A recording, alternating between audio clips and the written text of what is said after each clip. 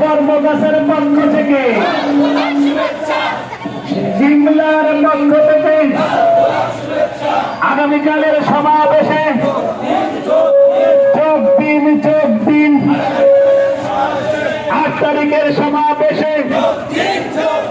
যোগ দিন নুরুল হকের সমাবেশে জামাতের সমাবেশে 11 দলের সমাবেশে